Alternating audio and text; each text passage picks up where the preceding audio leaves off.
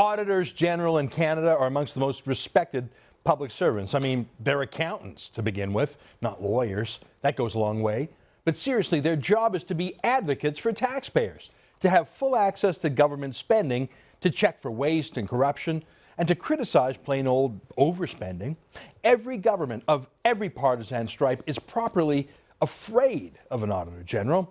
And when an Auditor General issues a report, you see that fear. Politicians usually speak in very somber tones.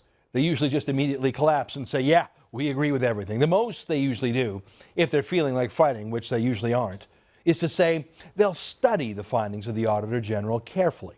I mean, Auditors General typically are just the facts kind of people. I'm sure, like all of us, they have political bones in their bodies, but I'm having a hard time even thinking of an Auditor General report that wasn't truly driven by the facts, by the numbers.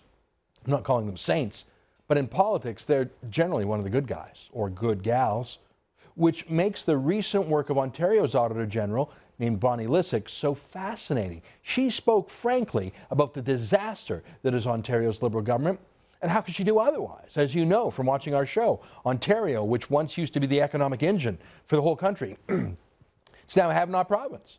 It's had higher unemployment than the Canadian average for close to a decade. Last month, when the national job statistics were announced, the entire country would have had net positive job growth, but Ontario blew it for everybody. They killed 34,000 jobs in Ontario, which tipped the whole country into negative territory. Seriously, as a kid, I never would have imagined Ontario being a laggard province. Never. I mean, Newfoundland is a have province. By contrast, just think about that for a while. Anyways, as you can imagine, it was a target-rich environment for the Auditor General of Ontario. The province is a mess. Here she is talking about how deep Ontario's debt is.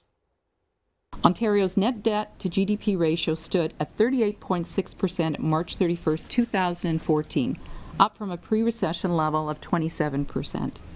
Among the 10 provinces in the federal government, only Quebec has a higher ratio in the past year.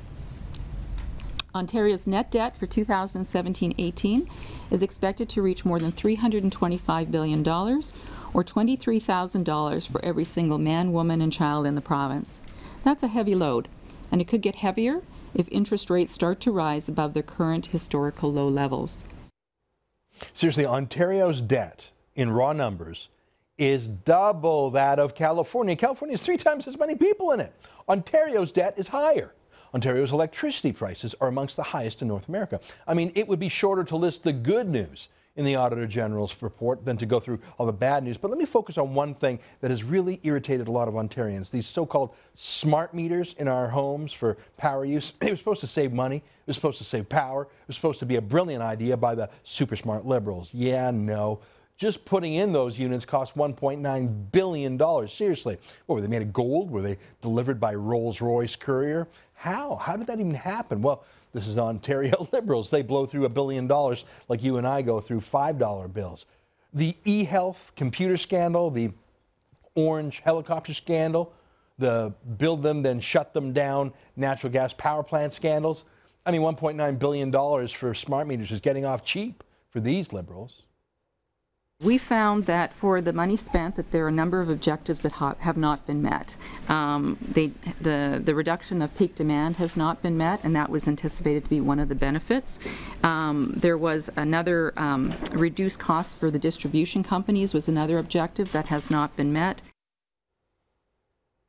So this is where the government looks very serious, very grave, maybe even looks a little tearful, and promises to do better. That's how it's supposed to be, right? I mean, this is the moment. That's the equivalent of when a celebrity is caught doing drugs or with a prostitute. That celebrity goes on Oprah, they cry a little bit, they apologize, they ask for forgiveness and another chance. I mean, there's nothing else you can do. It's the Auditor General, probably the most trustworthy person in politics because she's so apolitical. So what does the Ontario Liberal government do? They do the opposite. They attack her, say she doesn't know what she's talking about. They say the party of scandal, the Liberals, they say they have more credibility than she does. Here's Bob Chiarelli, the Minister of Energy. You know, why are my numbers more credible than hers? First of all, the electricity system is very complex. It's very difficult to understand. And I can tell you that some of our senior managers, in discussing some of these issues with some of the representatives of the office from the Auditor General's office, had the feeling that they didn't understand some of the elements of it. That's hard to watch, isn't it? So the Auditor General and her staff don't know how much these smart meters really cost, those smart meters that aren't so smart, but Bob Chiarelli knows, but he won't tell us how much they really cost, but you should trust him instead of her. Good Lord. I don't think Chiarelli is sexist, by the way, but can you imagine if a conservative had talked in the same Mad Men type way that he did there, maybe even calling the Auditor General Toots or Honey or something? Well, instead of sending Chiarelli on a 2-week fact-finding trip where there were no TV cameras or cell phones or emails just to get him out of there, they let him out in public again. Check out this mess. I'm going to call it the stunned scrum. So just to recap, you've got an Auditor General, an expert accountant, and in terms of knowing about the energy business, well, she worked at Hydro Manitoba for 10 years. But Bob Chiarelli, what's he, a lawyer, a career politician? This is what he said. She worked for Hydro Manitoba for 10 years, so you kind of imply she might have just understand. Yes. I did make a comment that some of her representatives had meetings with senior people in the ministry and the agencies, and that they apparently didn't understand. I have no idea whether those representatives were male or female. Well, for the first time I've ever seen, the Ontario Press Corps thought they'd take a run at a Liberal. I guess they smelled blood in the water. Get this exchange. Is it just that woman as you referred to, that you can't get along with, or is it all women? My staff have fact-checked that. Those words were not used. That's what it said. You said in the House that woman. They fact-checked that. That's not what I said. Do you have problem with women dealing with women? That should not be an issue here. I have a professional. You know, in the provincial parliament, he said that woman, that woman. Now, you know, if it was anyone else but a Liberal, I'd feel bad for them. I mean, I don't think Bob Chiarelli's really sexist, but look, the problem here is not that he calls a female Auditor General sweet cheeks or sugar lips or whatever he did. It's that he blew a couple of $1 billion on some government scheme that didn't work. And yet he refuses to take responsibility. He refuses to even accept that it didn't work. 100% over budget on the smart meters. How sustainable is overspending like that? Well, part of the discussion I had yesterday in my remarks were to look at some of the numbers. There were significant variances between the Auditor General's interpretation of the numbers and my senior management's interpretation of the numbers. So the Auditor General is wrong. That sweet little nothing, that pretty little number, as Chiarelli might say. But he doesn't know what numbers are right. Look, like I say, $1.9 billion is spare change for this government. Their wind turbine and solar schemes have cost the province $50 billion. You heard me, $50 billion. Look at this exchange. I think a lot of people are shocked to see $50 billion above the price of electricity. Yeah. Did your government do a good job in negotiating contracts with energy providers? First of all, as I mentioned yesterday, it was confirmed with the 3 hydro officials who were with me that global adjustments have nothing to do with smart meters. That wasn't my question. Yeah, well, who would want to answer that question? Look at this. That $52 billion was part of operating the system, managing the system, getting the results out of the system that we wanted. You've managed the system and it's gone up 1,200%. $52 billion that Ontarians have paid too much in power. Welcome to Ontario. And they wonder why manufacturing is leaving the province, not to go to Asia, but to go to the United States, where energy is cheap and getting cheaper because they make their power down there more and more from natural gas, which is very cheap and plentiful because of all the fracking. So you've got places like Pennsylvania where electricity costs are plummeting, and you've got Ontario where they're building wind turbines and solar experiments at double, triple, 10 times the cost of normal power. 1,200%. It's gone up. Is that good management of the system? What has gone up 1,200%? The global adjustment. Yeah. The global adjustment reflects the costs that are necessary to deliver the system that we have today. I'm not going to punish you more by making you listen to more of that guy. If you're in Ontario, I say you deserve it. You voted for these clowns.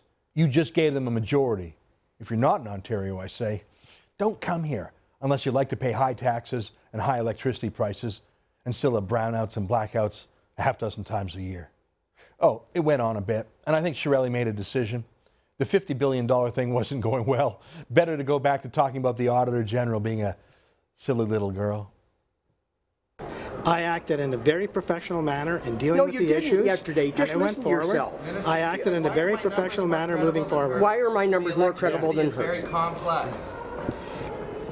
We have experts in the energy sector. So everybody's wrong except you. Is that right? Yeah, who are you going to trust anyways, eh? An Auditor General with 10 years in the electricity business, who's a girl, or Bob Shirelli, a trustworthy liberal lawyer. Do you think the optics look bad that a man is saying about a respected woman who worked in the energy sector that the issue was too complex for her to understand? If I referred to anybody, I referred to representatives of the auditor's office, and I had no idea whether they were male or female. All right, let's give him one more try to dig out of that hole. The electricity system is like a Rubik's Cube. You move one piece or one element of it, and it impacts ripples across the whole sector. You taking notes here? Did you get that? The electricity system is like a Rubik's Cube. And Bob Shirelli's been trying to solve that little toy for years. He just can't get it. It's like a Rubik's Cube, people, you know. That's your Ontario government. Now, you might think that other Ontario cabinet ministers would be backing away slowly from the political shrapnel machine called Bob Shirelli, pretending they don't know him, never heard of him. But you'd be wrong. Here's fellow cabinet minister Ted McMeekin tweeting. He said, Bob says the auditor is blowing smoke. Then that's exactly what's happening. Bob's most straight up honest politico I know. Yeah, us guys have to stay together. If my fraternity bro says that little dame doesn't know Shazam from Shinola, well, golly gee, that's good enough for me. I mean, the little lady probably doesn't even know how to do a Rubik's Cube or a yo-yo or a pet rock. What a laugh. But of course, the laugh's on Ontario voters. They gave these folks a majority. They're getting exactly what they voted for. And they're going to keep getting it for at least 3 more years.